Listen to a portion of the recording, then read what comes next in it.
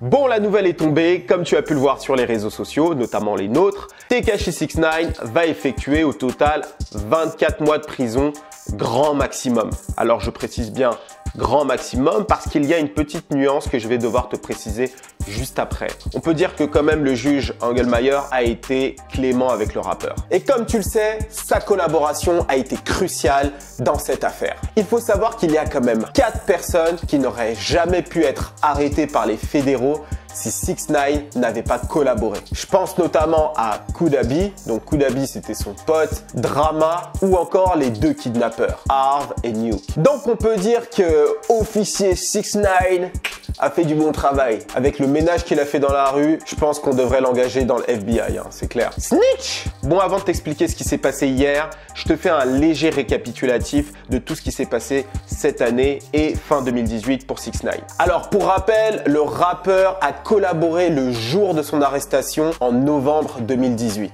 Il a directement plaidé coupable et a commencé à donner toutes les personnes autour de lui. Il s'est mis à chanter comme un oiseau. Shorty, shorty, Kudabi, Kudabi. Et toutes les personnes qu'il a balancées ont bien évidemment plaidé coupable, comme je te l'expliquais dans l'une de mes vidéos, pour éviter justement d'aller jusqu'au procès. S'ils plaident non coupables et qu'ils vont jusqu'au procès et qu'ils encourent jusqu'à 50 ans, 60 ans de prison, ils peuvent vraiment se prendre les 50 ans, 60 ans de prison. Donc ils préfèrent plaider coupable, prendre 10, 15 ans et au moins sortir après. Ou peut-être même essayer de réduire la peine pendant qu'ils sont en prison, tu vois. Et donc c'est pour ça que Shorty et toute la bande est derrière les barreaux. Tout le monde a plaidé coupable, comme tu le sais, sauf les 2 kidnappeurs de 69 qui sont allés jusqu'au procès et ont perdu. Ils ont été reconnus coupables du kidnapping de 69 en juillet 2018. Harv a été reconnu coupable de complot dans le but d'organiser un racket, d'attaque et blessure avec une arme dangereuse afin de mener à bien une entreprise de racket. Et Nuke a été lui reconnu coupable de complot dans le but d'organiser un racket et de trafic de drogue. Bon, comme tu le vois, 69 traînait pas avec des enfants de cœur. Alors suite à la collaboration de 69, on a appris la semaine dernière que le procureur acceptait d'abandonner une charge contre 69, qui a réduit sa peine de 47 ans à 37 ans, ok? Ça, c'était la peine maximale qu'il encourait s'il serait allé jusqu'au procès et qu'il aurait perdu. Il aurait pu prendre jusqu'à 47 ans, ok? Mais là, le procureur a dit déjà, avant de donner sa décision, on va réduire sa peine à 37 ans, maximum. Et la charge en question est celle de la possession d'armes automatiques. Cette arme avait été découverte lorsque son appart a été fouillé par les fédéraux lorsqu'il était à Dubaï. Alors ça, je l'explique dans ma vidéo numéro 2 de 69. Et donc, le 69 risquait jusqu'à 37 ans de prison. Et donc, à partir de ces 37 ans de prison que le procureur a donc fixé, c'est donc au juge derrière de décider si 69 va prendre entre 1 année de prison et 37 ans de prison maximum. Et dans son cas précis, 1 année de prison, ce serait time served, donc peine purgée. Il a fait son année de prison, il a purgé sa peine et donc il sort. Ça, c'est le pouvoir du juge. Et donc, pour pouvoir être libéré, 69 a mis toutes les chances de son côté. Il a contacté toutes les personnes avec lesquelles il a travaillé dans le passé, des bookers, des tourneurs, ses contacts en Europe, etc. pour que toutes ces personnes-là fassent des lettres à la juge Engelmayer, donc la juge chargée de cette affaire, pour leur expliquer que 69 c'est un bon garçon, c'est quelqu'un de bien, de gentil, etc. qui le sort de prison, qui le sort de là en fait. Tu vois ce que je veux dire? Il avait besoin vraiment de l'effort de tout le monde. Et puis bien sûr, lui aussi a écrit une lettre plutôt émouvante où il explique justement ses remords à la juge, où il dit qu'il a mal fait, qu'il aurait jamais dû s'associer à ces criminels, qu'il s'est senti justement dans un étau à un moment donné. Il a aussi répété que sa baby mama avait couché avec son ancien partenaire Shorty. Il a répété tout ça à la juge en lui implorant de sortir de prison le plus tôt possible. Et donc hier au tribunal, voilà ce qui s'est passé. Là, on va vraiment se baser sur les tweets de Inner City Press qui était présent et qui sait tout ce qui s'est passé parce que c'est parfait, c'est une super source d'information. En fait, dans cette affaire, DJ Academics et Inner City Press sont de super sources d'information, même s'il y en a plein d'autres. Tout d'abord, il a bien compris que 69 n'était pas un jeune garçon à qui on aurait lavé le cerveau, parce que c'est ce que 69 a encore essayé de pousser dans cette affaire. Le juge a bien vu que 69 avait joué cette carte dans l'affaire avec la mineure, tu sais l'affaire dont je t'avais parlé dans ma toute première vidéo de 69. et que cette fois-ci, ça n'allait pas marcher avec lui. 6ix9ine avait rejoint les 9 Trey par choix, il était déjà connu nationalement, et donc il s'est servi de ce gang pour répondre à ses rivaux, mais aussi à des fins artistiques. Et pour ça, le juge ne lui en veut absolument pas. Il peut faire ce qu'il veut à des fins artistiques. Il a aussi noté que sa collaboration, comme je te l'ai dit plus tôt, était vraiment remarquable. Inspecteur 6ix9ine a fait un travail de malade. Enfin, il a donné des détails, c'était digne d'un LSD, quoi. Tu vois ce que je veux dire? Il a fait un LSD en live au juge, à tout le monde. Yo, 6ix9ine, nana. Bref, il a donné tous les détails. Et à la fin, le juge, il pouvait que applaudir, tu vois. Ils étaient c'est excellent, tu vois.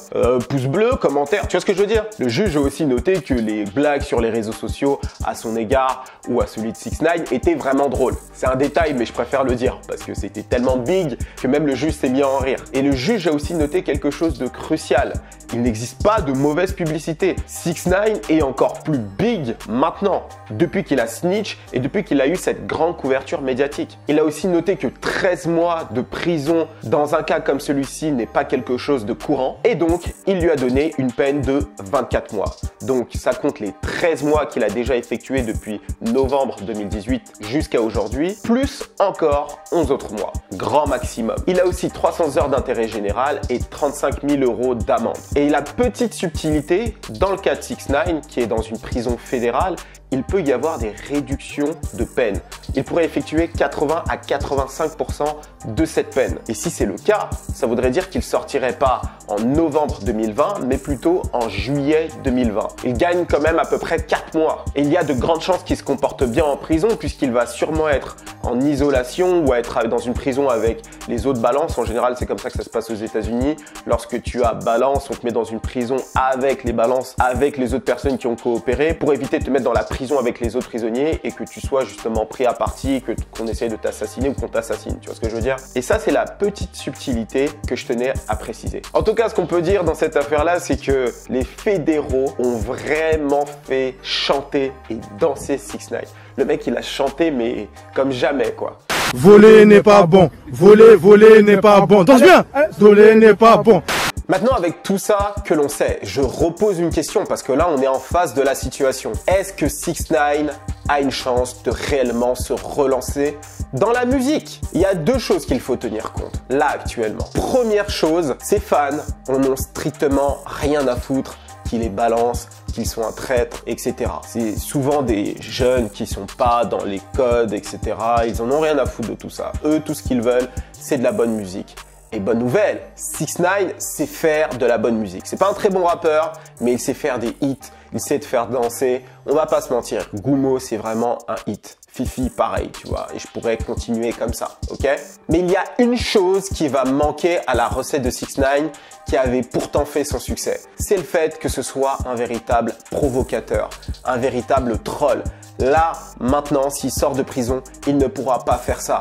Et c'est justement ce point-là qui a fait qu'à un moment donné, les gens sont tombés amoureux de 6ix9ine. C'est qu'il soit foufou, qu'il provoque, qu'il aille à gauche à droite, qu'il fasse rire. Et le fait qu'il n'y ait plus cet ingrédient-là dans le gâteau 6ix9ine, 6ix9ine c'est devenu un gâteau, c'est un soufflet quoi. Bref, le fait qu'il n'y ait plus cet élément-là, eh ben, je pense que ça va être difficile parce que nous, on est tombé sous le charme du 6ix9ine provocateur en réalité. Et je doute que ce soit pareil. Par contre, ce que je me dis, c'est que le premier hit qu'il va sortir, le premier morceau qu'il va sortir va clairement cartonner. Ça va être numéro 1 partout parce que on va être curieux de savoir ce qu'il a à dire, comment la chanson va sonner, tout ce qui est autour, on a hâte de voir ce que ça va donner. Et donc rien que pour ça, je pense qu'il va cartonner. Après, est-ce que ça va être sur le long terme? Est-ce qu'il va encore faire 2-3 ans de carton comme il l'a déjà fait? Ça, j'en doute fortement. Mais bon, on verra. Pour le coup, on est dans une situation qui est plutôt inédite dans le hip-hop.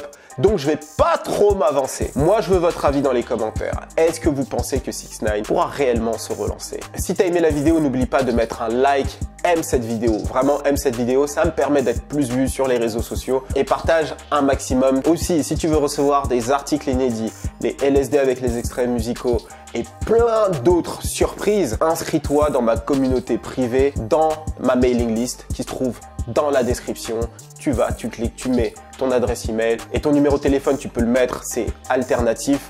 Je m'en sers de toute façon que pour les événements très particuliers. Par exemple, pour un pop-up shop que je ferai l'année prochaine, un meet-up, des choses comme ça. Donc, mais sinon, mets ton adresse email, tes renseignements dans cette mailing list pour recevoir le contenu exclusif. Moi, je te dis à très vite. La vidéo qui est censée sortir vendredi, elle sortira un petit peu plus tard comme je vous ai sorti cette vidéo-là. Mais je vous promets que vous allez beaucoup aimer ce que je vais sortir. C'était Chris d'Iconic pour te servir.